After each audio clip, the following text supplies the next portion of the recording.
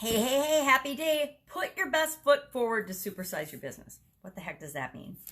Well, putting your best foot forward or to put your best foot forward is an expression or an idiom that's been around since like at least the 1500s, but nobody really knows where it came from, where it originated.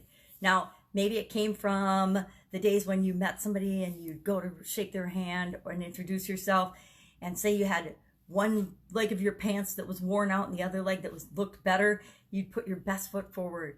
I think about a time when my first job out of college in corporate America was working at Procter & Gamble and making toilet paper.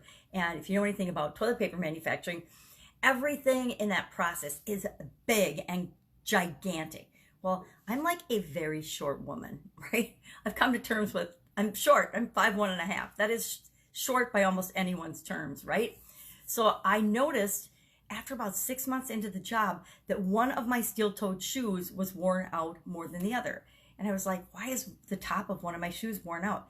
And I paid attention to my behavior, and I realized that when I was down on the shop floor or down on the manufacturing floor, when I was talking to people and we would lean up against equipment that was tall to talk and chat around it or look at reports and things, I would stand on one of my feet with the other feet to give the impression that I was taller. And that was actually causing the toe of my shoe to wear out. So now when I introduce people, I put my other foot forward, the one without the worn out toe. I don't remember, but that would be an example of putting your best foot forward. So I wanted to make a better impression and be taller. Do you put your best foot forward when you're showing up, when you're meeting people, when you're representing your business, when you're running your business? How do you put your best foot forward? Now, I think that there's a balance between putting your best foot forward, attempting to do your best, which I think we should do in everything that we do, and not taking action. I think that I used to, at least personally, find that when I thought I had to be perfect and everything had to line up, I didn't take action and I would procrastinate. So I adopted more of a philosophy of do what you can with what you can, with what you've got right now. Do something, take action. And that worked for me in my life and in my businesses to motivate me to take action in spite of everything not being perfect, the stars not aligning. Because guess what? The stars and everything being perfect in our businesses and in our lives, it doesn't happen very often. Does it happen? Absolutely. Does it happen for some people? Sure it does. Does it happen for me? Not very much in my experience. So I'm not going to count on that. I'm going to count on what I can control, what I can do. And that is going to be taking action.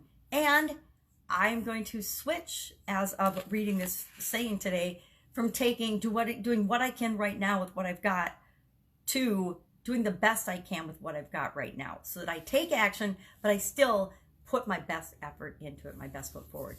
Now, I would contend that I personally might not always be putting my best foot forward.